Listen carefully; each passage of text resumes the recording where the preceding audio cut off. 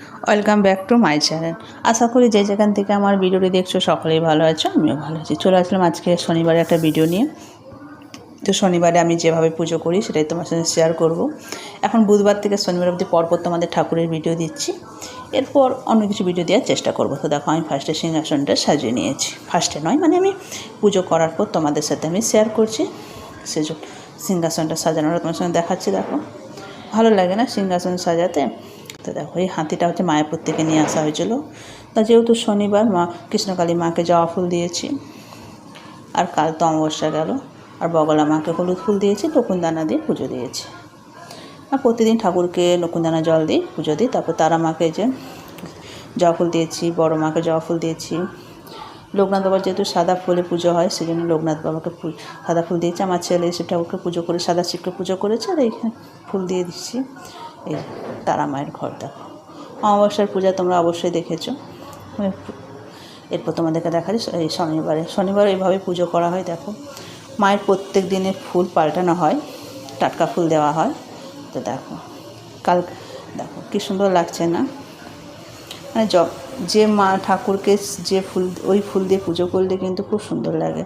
আর এই যে লক্ষ্মীর ঘর আছে, লক্ষ্মীর ঘর বৃহস্পতিবার বসানো হয়, পাল্টানো হয়। এই যে নারায়ণের পায়ে যে তুলসী পাতা দেওয়া হয় রোজ। আমি যেভাবে পুজো করি সেটাই তোমার সাথে শেয়ার করছি। আর ঠাকুরকে এই যে ফুল দিয়েছি, যেহেতু শনি মঙ্গল অমাবস্যাতে মনসা মা কালী মাকে জবা ফুলটা দেওয়া হয়। আর শিব ঠাকুরকেও আমি শনি মঙ্গলবার শিব ঠাকুরের মাথায় জবা ফুল দিই। আর এই যে আকন্দ ফুলও আছে, ধুতরা ফুলও, এই ধুতরা বলছি কলকা ফুল আছে। আর এই যে অনুকূল ঠাকুরকেও আমি প্রত্যেক দিন নকুনদানা দিয়ে পুজো করা হয়, মা সরস্বতীকে পুজো করা হয়। আর এই যে গোপুসোনার খাবার, গোপুসোনা আজকে বাড়ি চলে গেছে, মানে শনিবার দিন বাড়ি চলে গেছে। আজ এই যে প্রদীপ ধূপ ধুনো দিয়ে পুজো করেছি। আর প্রত্যেক শনিবার মাকে 5 রকমের ফল আর সন্দেশ জল দিয়ে পুজো করা হয়। তো দেখো এখানে হচ্ছে আমসত্ত্বের সন্দেশ আছে, বেচকুল আছে। বেচকুল এটা কী বলে সেটা তোমার কমেন্ট অবশ্যই জানাবে। আমরা বেচকুল বলি এটাকে। কলা, পেয়ারা, সবেদা আর চেরি ফল। আর এই যে সন্দেশ আর জল দেখলে, এটাতে 5 রকমের ফল দিয়ে প্রত্যেক শনিবার সব রকম, প্রত্যেকবারে একই রকম ফল হয় না, পাল্টে পাল্টে ফল দেওয়া হয় মাকে। আর প্রত্যেক শনিবারই মাকে ফল দিয়ে পুজো দেওয়া হয়। আর এখানে দেখো ফাঁকা ফাঁকা লাগছে কেমন? এতদিন গোপুর ছিল, মানে গোপাল ছিল এখানে। গোপাল ছিল আমাদের এখানে তোমার সোমবার থেকে ছিল, পুরো সোমবার থেকে শনিবার অবধি ছিল। আর দেখো মায়ের কী সুন্দর লাগছে না মায়ের এটা মুখটা? দেখো ঘরটাও খুব সুন্দর লাগছে। আমার তো সাজাতে খুব ভালো লাগে ঠাকুরকে। আর পুজো করার সময় আমি ভিডিও করিনি, তোমরা জানো, কারণ এক হাতে ফোন নিয়ে আর এক হাতে ঠাকুরকে ফুল দিয়ে সেটার মধ্যে ভক্তি থাকে না। আমি এই জন্য পুজো করার পর তোমার সঙ্গে শেয়ার করছি।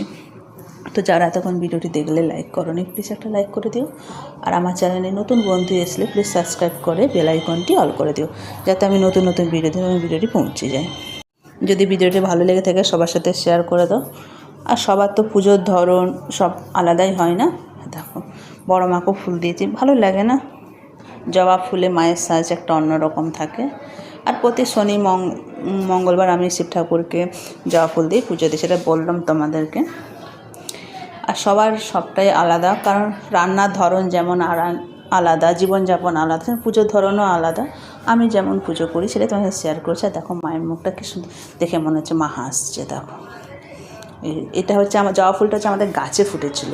গাছের ফুল কত বড় বড় হয়, আর কেনা ফুলগুলো না খুব ছোটো ছোটো হয়।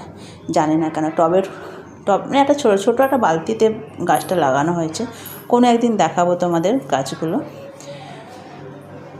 তো তোমরা অবশ্যই জানাবে কেমন লাগলো আমার ভিডিওগুলো, বা তোমাদের কেমন লাগছে, বা তোমরা কী ধরনের ভিডিও দেখতে চাও সেটাও কমেন্টে জানাবে। যদি তোমরা কোনো রান্নার ভিডিও দেখতে চাও সেটাও জানাবে। দেখো সিংহাসনটা দেখো সম্পূর্ণ, যত ছোট সিংহাসন সেরকম একটা মানে ঘচো ঘচো করে ঠাকুর রাখা হয়েছে। আর খুব সুন্দর লাগছে সাজানোটা। কমেন্টে জানাবে কেমন লাগছে। দেখো এবার আমি এবার যে হয়ে গেছে এবার ভিডিও, দেখো আমি এবার বেরিয়ে যাচ্ছি। যেহেতু তোমরা দেখে নিয়েছো আমি, কারণ এই কদিন আমি প্রচুর ঠাকুরের ভিডিওগুলো ছাড়ছি। তো এবার দরজাটা লাগিয়ে দিই আমি। হয়ে গেছে ঠাকুর ঘরটা যেহেতু ছোটো। আর এই যে এবার আস্তে আস্তে তোমাদের সঙ্গে আমি সব ভিডিও শেয়ার করব। কারণ এই যে এখন পুজোর ভিডিওগুলো শেয়ার করে দিই, তারপর তোমাদের সাথে চেষ্টা করব কোনো রেসিপি বা কোনো ঘুরতে যাওয়ার ভিডিও শেয়ার করব, অবশ্যই শেয়ার করব। দেখো যে শাশুড়ির ওখানে যে ঠাকুর, এটা দেখো কত ফাঁকা ফাঁকা লাগছে, মানে একজন গোপাল ছিল তো ওই জন্য এখানটায় পুরো ফাঁকা ফাঁকা লাগছে, পুরো মানে ছিল এতদিন, তাই ফাঁকা লাগছে। খাবারটা রয়ে গেছে, তা আমার ছেলে কী করছে, তার মাসির বাড়িতে গোপালকে রেখে দিয়ে চলে এসছে।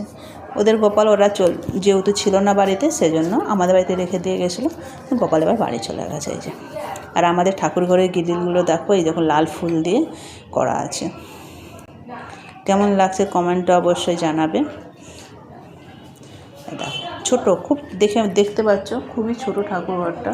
আবারও বলছি, যদি তোমরা লাইক না করে থাকো লাইক দিয়ে দাও, আর সাবস্ক্রাইব না করে থাকলে সাবস্ক্রাইব করে দাও, আর সাবস্ক্রাইব করে মনে করে বেল আইকনটি অল করে দিও, যাতে আমি নতুন নতুন ভিডিও দিয়ে আমাদের ভিডিওটি পৌঁছে। চলো আজকে আমাদের ভিডিওটি এখানেই শেষ করলাম। বাই সকলকে।